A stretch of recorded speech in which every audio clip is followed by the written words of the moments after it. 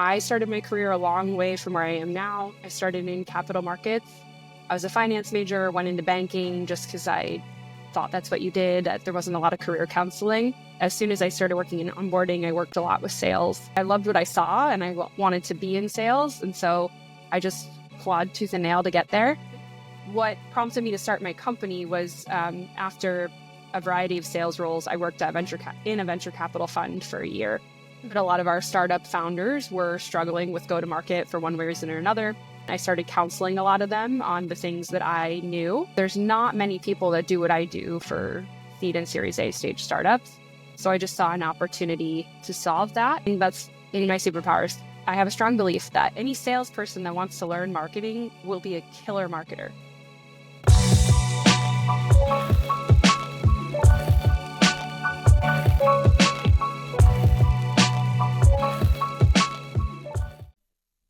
Hello, I'm Tolu, also known as the Podfather, and I host What Makes You Tick.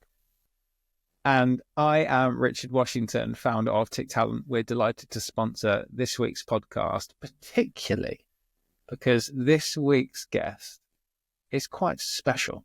Tolu, who have we got on this week? So we have Jess Schultz on the podcast this week. What did you like about this episode? So first of all, Jess is one of these people who you would immediately connect with her content. It's just absolutely to the heart of how I believe that go-to-market, recruitment, scaling, founders, startups should think and act. It's like seeing into my own mind, but written much better than I could possibly write with just this wonderful perspective. So I think she's doing a phenomenal job of articulating what she stands for, what she stands against, her beliefs through LinkedIn, which I think so many people could learn from. So definitely go and follow Jess. And she's also in that part of the market which we find most interesting. You know, she's a fractional CRO working with founders to build startups. And she's got this incredible background and incredible experience that she brings into these businesses to help them to scale. And she's another female, sales leader, revenue leader, which I think so many of our best guests have come from the other side, not the boys club, right? And I think that if you're going to compete, it's so hard to compete at this level in tech. And then to go and build your own business doing this, all power, all respect. So from the person who had the conversation, Tolu, what did you enjoy about it? I think all of those things, and she just has a very great way of communicating what she's thinking, why she's thinking it. She comes from, like I said, a VC and like a private equity background. So that's also another very interesting slant on the conversation. But yeah, just like a really good communicator, really nice person to talk to. And yeah, I learned a lot from the conversation. Absolutely. I think our listeners are going to get a huge amount of value and love Jess. So without further ado, let's roll the VT. So Jess, what makes you tick? I think it's such an interesting question, but I think I would answer with people. Like I'm really big on working with people, learning about people, analyzing people. I just love it. So I'm a big fan of Adam Grant, an organizational psychologist that you've probably heard of. Yeah, I'm obsessed with his book. He is awesome. He's absolutely awesome. Where do you think that kind of love for people-y stuff comes from for you? Where's that like earliest thing that you can remember from that? I've always been kind of like this. Like I started talking super young. I used to like invite my pre-K teachers over for cocktails. Like I've always been like a social person. So I don't know. I think it just born with it. And what's your favorite Adam Grant principle for those who don't know who he is?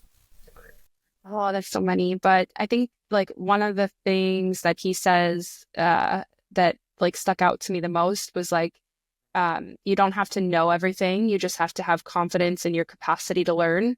And like, that was something just super, I don't know, moving to me because it's like a lot of times I'm sure a lot of us don't know everything, but I always remind myself, I'm like, no, but you have the capacity to learn. So don't let it trip you up. Just like learn it and move on. And I think it's like something that helps you get unstuck.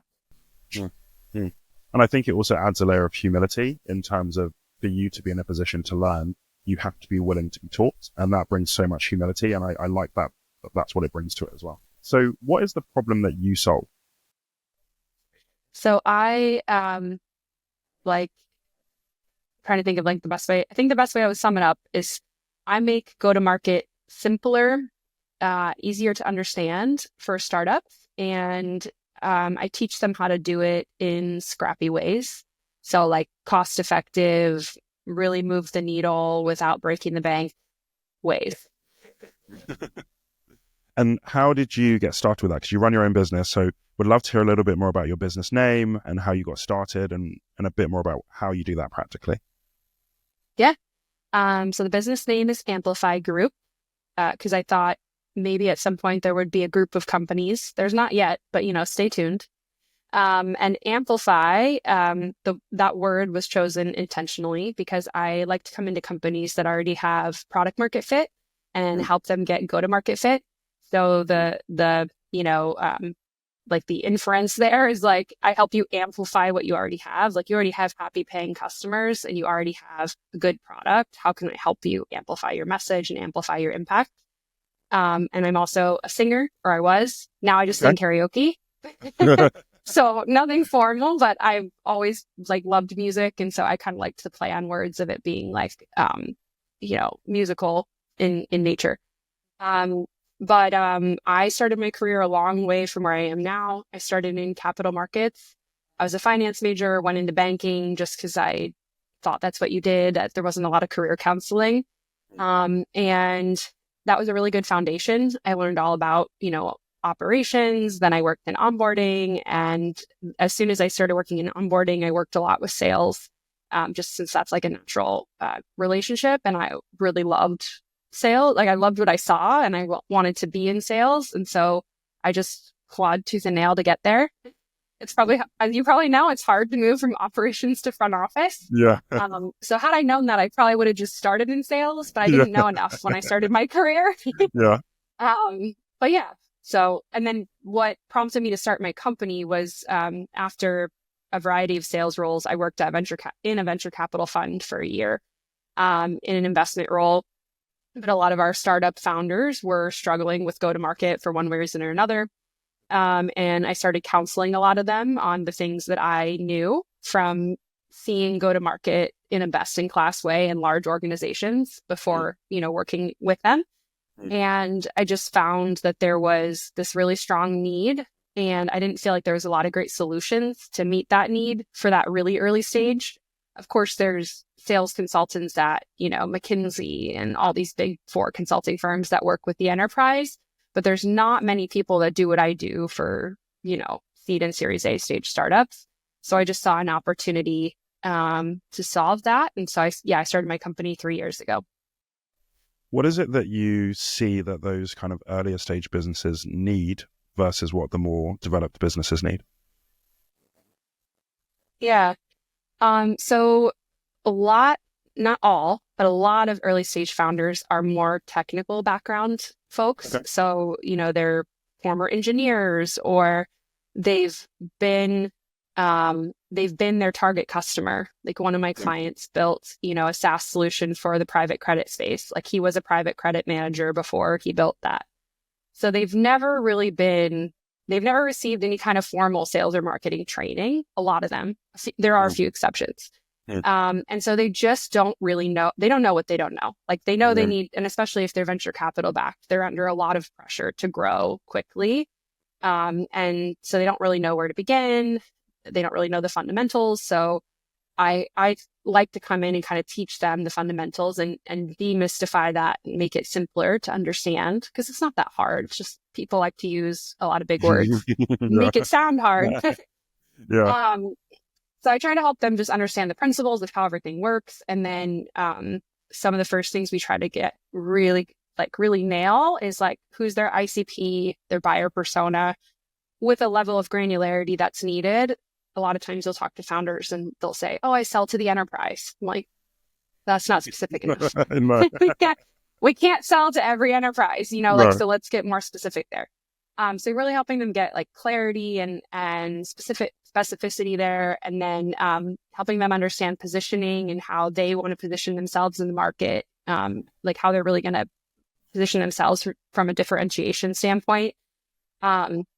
And then really it's just about professionalizing and proceduralizing everything after that. So kind of helping them find, because these are small teams with, so everyone's wearing more than one hat. Everyone's working with a limited amount of time every day to get a lot done. So how can I add efficiencies to their processes with like email templates, and I'll give them like breakup email templates and templates to use for lost op follow-ups, and like making sure that all of their sales assets are really crisp and that they know when to use them and where to use them, getting them some basic fundamentals like case studies. Like a lot of times I'll come in and they don't have those, but as we both know, that's one of the first things a prospective customer is going to ask for. So it's like helping them build that arsenal and that muscle memory, and like, just proceduralizing everything so that they can really start moving faster. And then I do a lot of coaching too. So I don't have time to join every single one of my clients' sales calls, but the big sales calls, I'll have them record them so I can listen to them and give them coaching and feedback on like how to maybe handle that objection differently next time, or like how I might structure the conversation differently. So it's a lot of like coaching and training. And you do all of this as like a fractional CRO, right? Correct. Yeah. I act as like a fractional CRO / CMO. Because sure, you know this, but like every early stage startup is going to need some element of marketing too. And they can't usually afford to have both, like two of me. So I get a 2-for-1. I think that's so interesting as well, because there's no then disconnect, because sometimes there's quite a big disconnect between sales and marketing, and often they're competing a little bit. So I think it's really interesting that you can bring those two things together in one person. Yeah. I think that's in my superpowers, which I think I have a strong belief that any salesperson that wants to learn marketing will be a killer marketer, because marketing, right? Marketing's like number one constituent, or their ICP is sales. Like it's to drive sales, right? And so I think most of us as salespeople know what we want from marketing, right? So then once you can learn how to do the job, you know your customer really well. And so I think you can be the best marketer possible. Just like I think a lot of actually people from customer service or onboarding make really great salespeople, because they've been on the receiving end of a bad handover So. Yeah, exactly. What are some of the marketing secrets that you can tell for those people who are in sales but don't know much about marketing? Well, I think the biggest thing for me was realizing how many touch points are actually needed with a prospect to close a deal, especially when we're talking about more complex sales, right? Like if we're talking about a $99 a month subscription, maybe not, right? Maybe a couple touch points and you can close that. But like if we're talking about a $50,000, $1 million contract, that's going to need a lot of touch points to really convert. And so I think I underestimated that before. So a story that I told on LinkedIn not that long ago that maybe I can tell to like, I'll explain what I'm saying, was when I first started my business, there was another founder who introduced me to this PR agency that works with founders and executives and like helps elevate your personal brand. And I remember I took a sales call and I was like, this sounds really interesting. I was really impressed with them, but I didn't have the time really to dedicate to making it successful, because I knew they were going to need a decent from me. And then I didn't have the budget yet because I was still so early on in my business. So even though I was super impressed by them, it just wasn't going to be a closed won deal at that point. And it had nothing to do with them, right? It was just an all timing thing. But because that is a PR agency, so they know what they're doing with marketing, they did a really great job of like always dropping in my inbox once a month with a newsletter, or they have a podcast that I started listening to, and the podcast had so much value. And I became like an avid listener week after week. And then the founder of that company wrote a book and I bought the book. And so it's like I slowly consumed things from that company for 2 years. And then this year I was finally like, you know what? I have the budget. I have the time. I'm going to do it. And I spent the money. So that's like a story that I try to tell salespeople, because I'm like, I think they don't always realize, like, I think from our salesperson perspective, sometimes it's like marketing's just making pretty pictures and little videos and like, what is this even doing? Yeah. Right. But as a person that's a buyer, that is how we remember. That's how I didn't ever forget that company existed. Right. And it's how I continued to get to know them and get comfortable with them. And like, it's the reason why I ultimately bought. It's not because I remembered a sales call from 2 years ago. It's because they stayed in my brain with all these little touch points. So I feel like I try to educate salespeople about that. I'm like, look, it's because such a small percentage of your buyers are ready to buy from you right now. So what your marketing team is doing is like staying almost like a fly in the room. Like every time you think it's gone, it's like there again. Yeah. I'm like, that's marketing. And it's like, hopefully with every one of those touch points, you're improving credibility, trust. Like, and that's the art of marketing, is not just being there, because they could have continued to be there in a negative way and that would have turned me off. So it's continuing to stay in people's minds and hearts, but continue to get them to like you more and more with every. So. What are some of the things that you found effective for salespeople to do in that sense of marketing? Because I think that sometimes as salespeople, like the thought is, well, I'm just going to email and check in. But what have you found effective for salespeople to add value if they're not very good at marketing?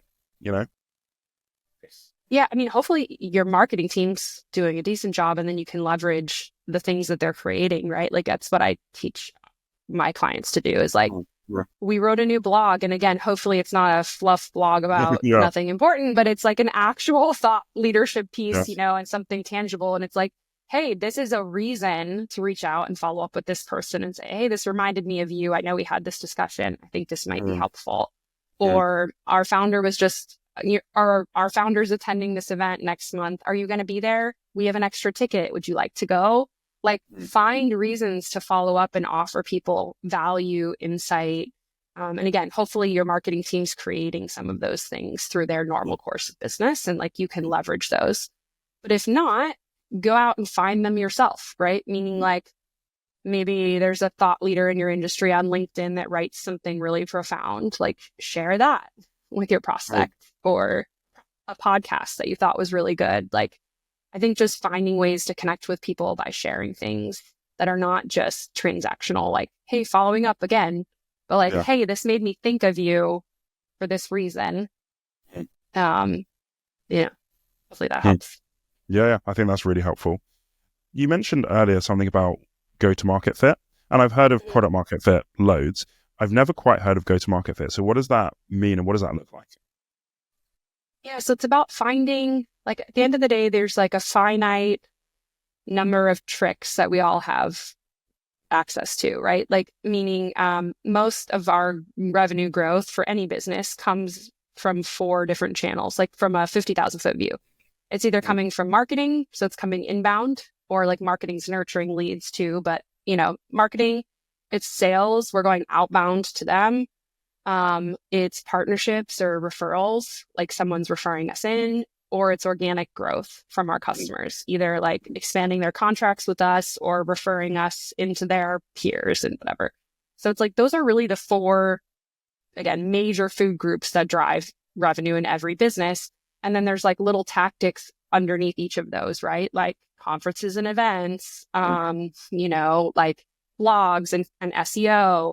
Like there's like little tactics under each of those, but basically there's, again, still a finite number of things each of us can do. So go-to-market fit is about finding which of those things, if there's like 15 things, make the most sense for your industry, your buyer, your situation. And optimizing those to drive the most value to your business. And to give an example, because not social media is not going to work for every business, right? But for some, it's going to work really well. And for some, LinkedIn is going to work better than Twitter or whatever. So it's going to vary for each business. So it's about analyzing those trends, and finding which of those methods or channels is going to be most effective. And then again, optimizing your performance there. One example I love giving, just because it's like kind of a skew like case, is a company I worked with that sold software to veterinary practices. And veterinarians, as you might imagine, are with pets all day, right? Yeah. They're not really in front of traditional digital channels. So like your normal email campaigns and stuff are probably just not going to work as well, because they're just not like you and I are probably sitting in front of a computer all day. Every day. Yep. Yeah. But what we found was that when veterinarians go to these niche vet conferences that are meant just for them to go learn about the latest techniques and, I don't know, trends or whatever products for pets, when they're there, they're captivated and they're present, right? They're completely dialed in. Like, I'm here to learn about what's best and whatever. So that client got like 80 or 90% of their pipeline from going to these veterinary conferences.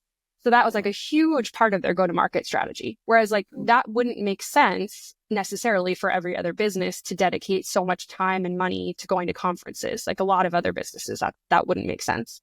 So I think it's just like about through analyzing who we're selling to and also what your competitors are doing. There's like various tools we can use to do that. We can kind of narrow in on, or we can make an educated guess about what we think the right channels are.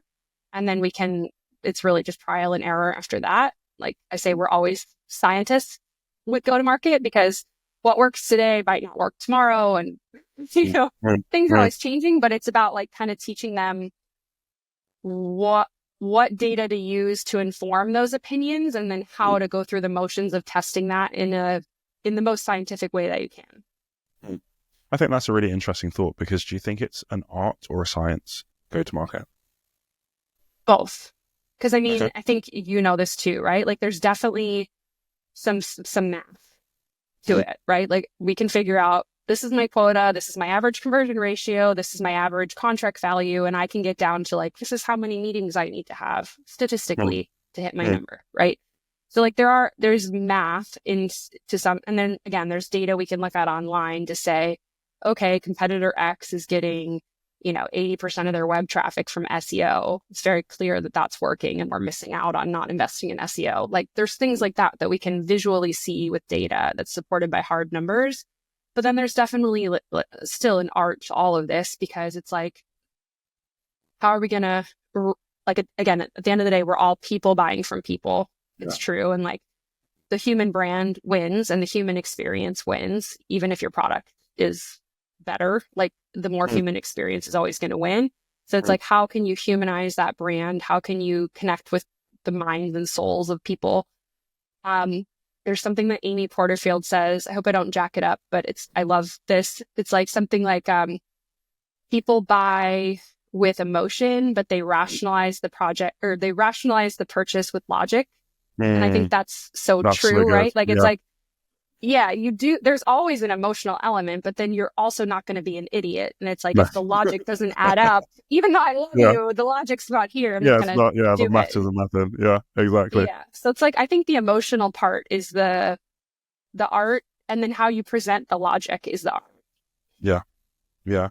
Because I think that there is such a big space for creativity and the art side of things and doing things in a different way, even though a lot of it is very hard numbers based, Yep.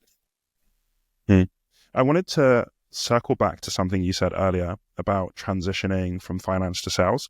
And I know that there are loads of people who think about making transitions from lots of different things into sales. What was that transition like for you? And what were some of the things that you had to adjust and learn when you made that transition?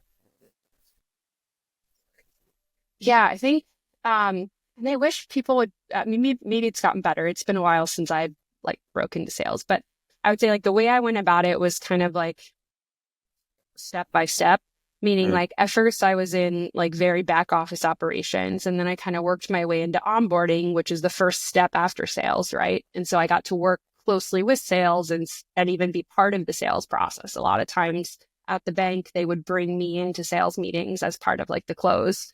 Okay.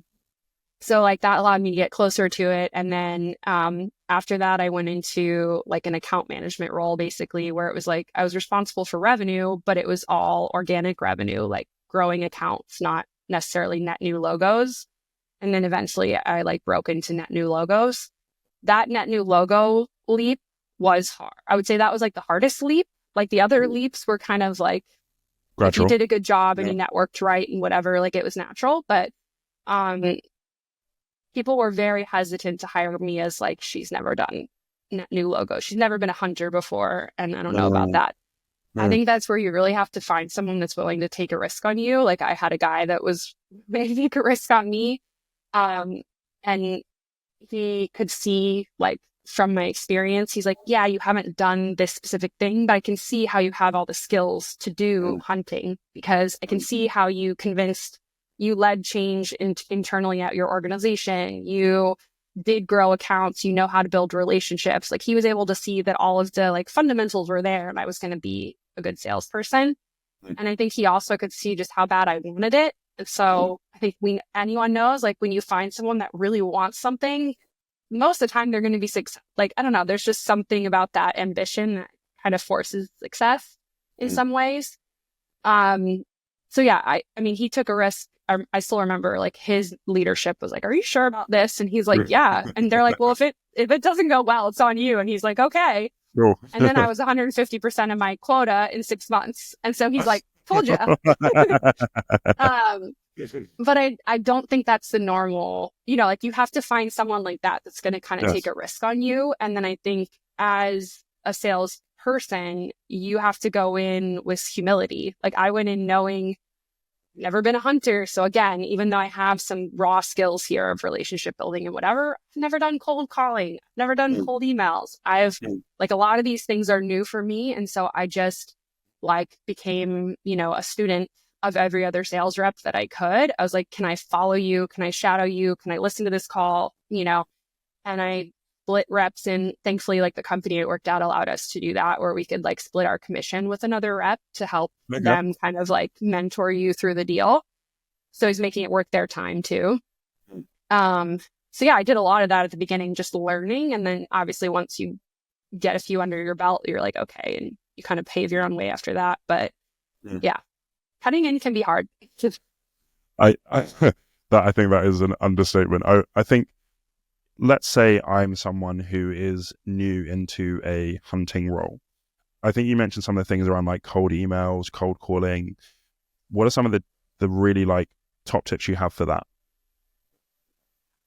To be honest, I always felt like I still don't love cold outbound, even to this day, because I don't believe, and now I have data to support it, meaning those are the lowest converting deals always. Like, statistically, it's not going to be your best quality lead. So I did it, and I still do it when I need to like, I say, girls got to eat. But that's where I try to counsel other reps. I'm like, as quickly as you can, build other ways to get pipeline, because that's you're always going to be on the hamster wheel if that's all you're doing is cold outbound. And some people are really good at it. I don't want to live my life like that. I want to like build something that's more sustainable. So an analogy I use a lot is like building or planting a tree that produces fruit versus just like going after the fruit. Great. And so as a sales rep, like, I think the way you do that is building a network that's going to send you referrals. And you can, hopefully your company is doing some of that strategic partnership at like a corporate level.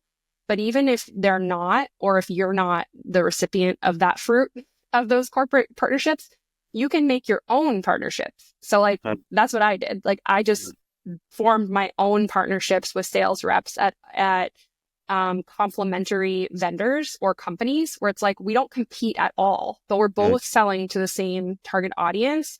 How can we work together to bring each other into deals so that it's this warm intro and not this cold outbound stuff? And I mean, that's completely how I built my pipeline when I was a sales rep, was just like building relationships and building a referral network. That's a really interesting way to think about it. Thank you so much for sharing that. Yeah. I would love to hear a little bit more about your journey into leadership. So how did that happen for you? Was that straight from the start when you were in sales because you had a bit more experience, or how did you get into leadership on your journey? My first leadership role, I don't know if I deserve, to be honest, but I was 25. I was 25 and it was at the bank. So I got promoted. Like, I started working at the bank at 22, and by 25, I was managing a team of like 8 or 9 people, which I had no idea what I was doing. I mean, you figure it out, but I don't think I think companies do a better job now, at least from what I've seen, of when they put someone that's a first time leader in that kind of role, they'll surround them with mentorship and training. And that didn't exist when I became a leader for the first time. It was just like, you're a leader, and I had to figure it out. So yeah, I guess I just kind of learned on the job by some success and some failure. And then I think I've always naturally, and I think a lot of leaders are this way. Like I've always naturally been a leader. Like even if I didn't have a title, I've never been afraid to speak up. I've never been afraid to challenge status quo. I've never been afraid to throw a new idea out. So I think like if you want to be a leader, just start acting like a leader. And that doesn't mean bossing people around, but it just means like not being afraid to speak up, not being afraid to challenge things, like volunteering. Like I constantly I mean, that's probably why I promoted, to be honest, because like I was always just volunteering. I was like, oh, no one is leading that. I'll do it. I'll do it. Even if it was just little projects, right? But it was what gave me like visibility to leadership. So I'd say that's how you should start. And then don't make the mistake I did, which was I didn't always in my career tell people. I just thought, oh, I'll keep doing a good job and show them. And then won't they just know that I want to get promoted? But a lot of organizations know they won't. You have to tell your leadership, like, hey, this is my goal. My goal is to be VP of sales. So I'm going to keep working hard and doing these things, but I need you to tell me if I'm not on the right path, or like, what do you need to see from me to get me VP of sales in the next 12 months? Like you need to initiate those conversations and get like kind of force feedback if that's what you want. Don't just perform well and hope that people notice, because they won't. Always. I think especially as you get more senior, because I think earlier on in your career, it's really easy to shine super bright and then people notice. But I think as you start to climb the ladder, the competition is harder. You have to do some of those things to make sure people know where you want to go and how you're going to get there. Yep. Agreed. You mentioned that you had some quite natural leadership tendencies. What were some of the things that you were challenged by that you actually had to learn alongside your leadership journey? When I first became a leader, I think I acted like the manager I thought I wanted. And I didn't realize that not everyone wants the manager I want. Like the management style that works for me is not what works for everyone. And so I just managed like, oh yeah, isn't this great? This is exactly what I would want if I was my manager. So I think for me, it was learning, no, each person does tick differently and each person is motivated differently. Each person responds to feedback differently. And so that's really hard as a leader to constantly be, your part-time psychologist, to be honest. So I think that's like the biggest thing to learn. And I would say like, again, I learned through failure and success. And then over time, I think I've continued to learn by watching other people that are really skilled at that. Like I've been grateful to work for a few people that were really good at managing different personalities and kind of, I think, just paying attention to how they adjust their style or the way they word something or whatever. Like you can learn a lot just from observing. Now that you're in fractional roles, but you're in fractional leadership roles, how do you quickly understand how different people like to be worked with? Because you're doing this in lots of different companies at the same time. So how do you do that? Yeah. Well, I guess I have the benefit that I'm almost always hired by the CEO, who hopefully knows their team quite well. So I can just straight up ask the CEO, like, hey, how does Will like to receive feedback? Like, what do you think his strengths are or whatever? Like, how do you think that differs from Sally? Like, I can have those conversations pretty directly. And I think in a lot of ways, being a fractional leader gives you like superpowers, because everybody knows that I'm there for a finite period of time. I'm not, it's a widely known fact that I'm not going to be there for 5 years, right? In most cases, for me and my clients, I'm there 6 to 12 months. And I'm there to perform a very specific job or like with very specific deliverables in that time. So I don't feel like as much of a threat to the team, or I think that's true, because they're not like, oh, she's going to lap me or take my job, or it's like, no, I'm here just to do this job for this period of time. And then I'm on to the next. So I think that allows for their guard to come down a bit with me. Cause it's like, no, she's just here to help us, not to outshine me or whatever. And then I think that allows you to be really direct as well, because I'm not going to be there forever. So I don't have to play the same politics that I would if it was like, well, I don't know. I might Yeah, working with this person for 3 yeah, years. They might end up being my boss. yeah, Like there's all these other things you have to be thoughtful of when it's more of a permanent placement. So I think that allows me to just be really direct and kind of cut through the noise. And I do my best, because I think the other thing as a fractional you have to be aware of is that sometimes the people on the team have already given the advice that you're giving, or have already like thought of the ideas you're giving, right? Most these people are not stupid, right? But maybe the CEO didn't listen or whatever, because it's like, they're not a consultant. It's kind of silly, but I think when you come in as a consultant, right, sometimes it's like, oh, you're so brilliant. And I'm like, well, they probably said that 5 times, but now that I'm a consultant saying it, like, I don't know. But I think there's something about like that third party validation or something. So I try to be really sensitive to that with the people on the team. I'm like, I straight up will say like, look, sometimes I'm going to come in with something super novel and smart, and you're going to be like, that's amazing. How did we not think of that? I'm like, and then probably the other 70% of the time, you're going to be like, yeah, we already know. But I'm like, but just know, like, I know that like, I don't think you're stupid. And the beauty of this is now Mr. and Mrs. CEO is going to listen and it's going to get done. So who cares? Who's like, like, and I just try to be like, it's cool. And they're like, okay, you're right. So yeah, that's the beauty of being a third party. That's such an interesting thing about human behavior, because often you listen to the advice you pay the most for, right? So now that you're paying for a consultant, you're going to listen, right? Even though people have been saying it for years. Yep. And to be fair, the consultants do have, the thing that we do have is objectivity, because it's like, as one woman I know says, it's hard to see the label inside the bottle, right? Like it's hard to always see things when you're living it every day. So like, yes, a consultant brings objectivity, and a consultant also brings some benchmarking point of view, because again, I'm living and breathing multiple companies at the same time. So when I'm giving you advice, I'm not just saying what I think will work. I'm telling you what I'm seeing working at other companies. Other places. Yeah. Yeah. So I think those are the two things that you bring as a benefit, but that's not to diminish the fact that the people inside still probably know some of the answers. Absolutely. And so you mentioned you've been, running your company for about 3 years now. What are some of the changes that you've seen, or what's the landscape like in fractionals versus when you first started? We'll say when I first started, it was like, I feel like the first fractional role that really got momentum was fractional CFO. Like I feel like, at least in the startup space. And I think that one's just so obvious, right? Like every company knows they need some kind of financial oversight, especially if they have investor money that they've taken.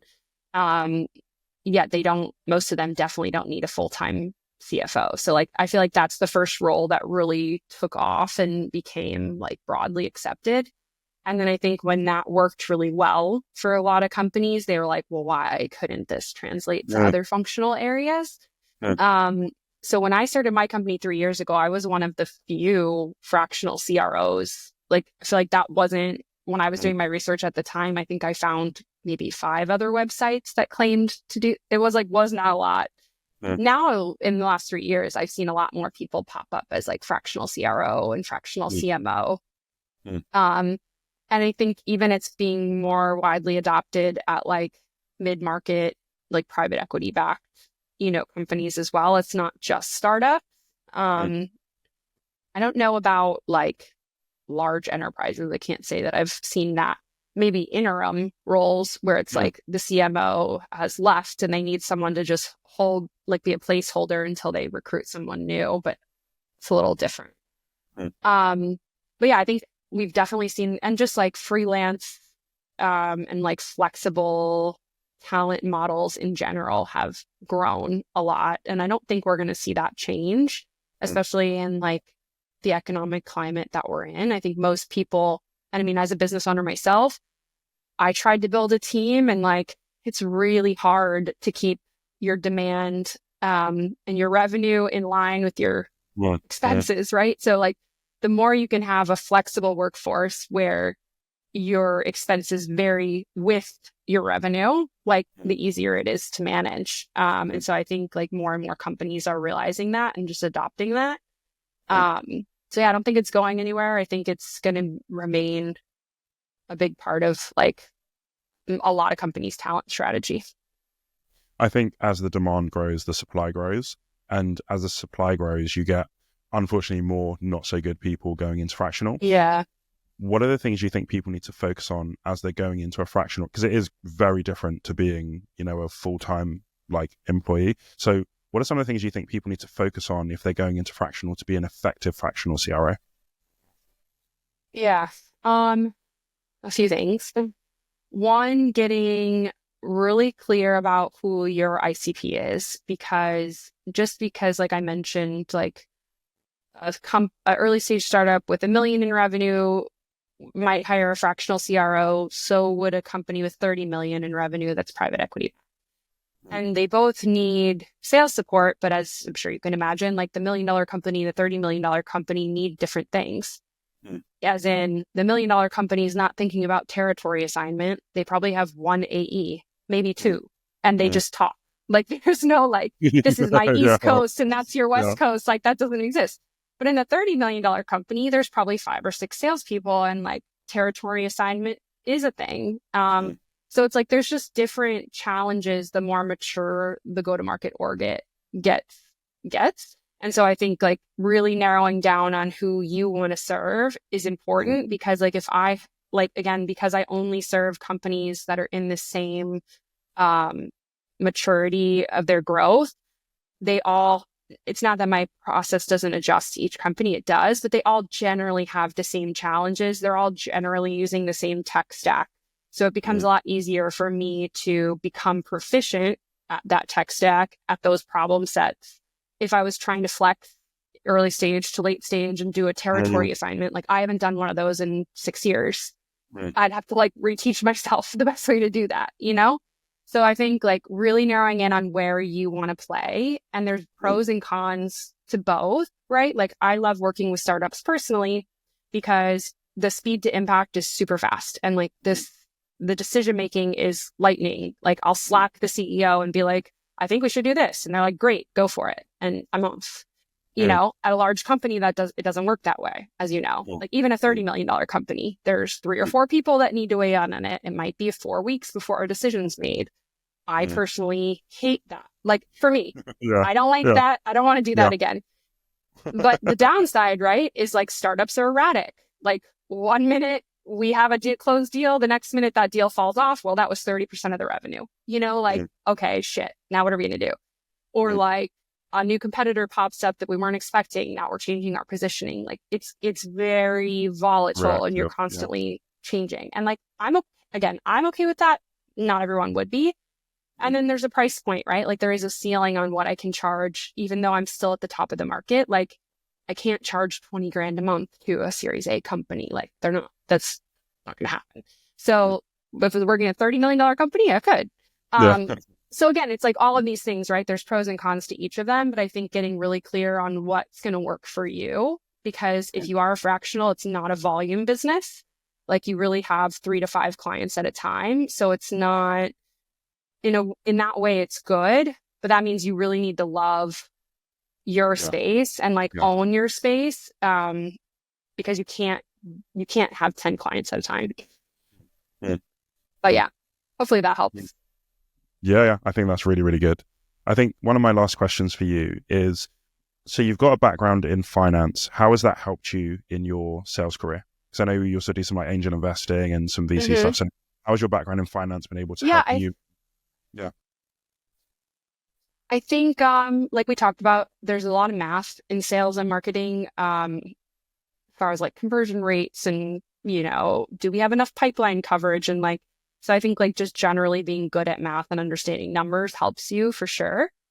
And then personally, I work with a lot of fintechs that sell into banks and financial institutions. So the fact that I have experience working at those institutions helps me understand and better advise them on sales and marketing because I've lived and breathed it. So I think like, and that would be true for someone else that's like worked in healthcare, right? And then if you help companies that sell into healthcare, what it's like to sell into healthcare because you were the buyer. So I think like any kind of like maybe that'll help people too if they do want to go be a fractional. I'd say like try to play up your strengths there, because while there's not that many fractional CROs, there's really not that many that have a capital markets background. So like I can definitely close those deals, if you know what I mean. Yeah, that's really good advice. We have a closing tradition on this podcast, which is we do Tickfire questions. So are you ready for those? Ready. Let's go. If you could have your own podcast, who would be your first guest, dead or alive? Ooh. I mean, probably Adam Grant. I don't know how I would pull it off, but yeah, I think that would be a great first guest. Great first guest. CROs who are going to be great in the next 5 years are going to be really good at what particular thing? Revenue operations, because I think that's like such an unlock for so many companies, is getting that down. And then thought leadership. I'm like a big believer in like personally building a personal brand and like putting that out there, because it's not just how you attract customers, it's also how you attract top talent. And like, I think the more leaders that make themselves visible and known will benefit from that. Very good. What would you say to the earlier version of yourself when you're just starting your career? Don't worry, girl. It's all going to work out. It's going to look a lot different than you think. And last question, what are you most excited about in the next 12 months? I feel like a lot of like when you start a new business, the first 12 months is like a grind, because you're literally building everything, like your legal contracts and your bank and your accounting. And like, I don't really love all that, to be honest. Like I love the work, but I didn't really love putting all the infrastructure in place. And so like then in the second and third year, that's all there. Like your infrastructure exists, and then you just get to really like refine your craft, which is where I feel like I'm at now. And so it's exciting that like, I feel like I've really refined my craft. And so like, it'll be cool to see like how, like where I take the business next, I guess. And I'm excited to watch it as well. So Jess, thank you so much for being on the podcast. No, my pleasure. This has been an awesome conversation, and I know it will help a lot of people. So thank you so much. No problem. Thanks for having me. Thanks so much for joining us for the What Makes You Tick podcast. I hope you enjoyed listening as much as I enjoyed having the conversation. Yeah, there's so much value in hearing other people's career stories. And if you're someone focused on growing in your own career, check out our Growth Magnet newsletter on LinkedIn. We'll put a link in the show notes. And we will see you on the next episode.